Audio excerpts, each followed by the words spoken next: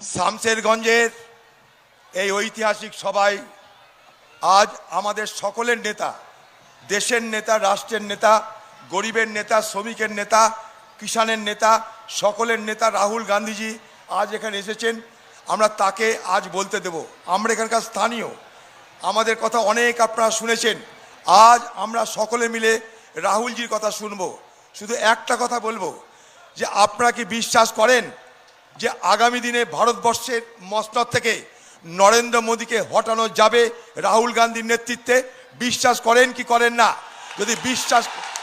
যদি বিশ্বাস করেন তাহলে হাত উঠিয়ে বলে দিন রাহুল গান্ধীকে আমরা আপনার পাশে আছি। হাত উঠিয়ে বলুন।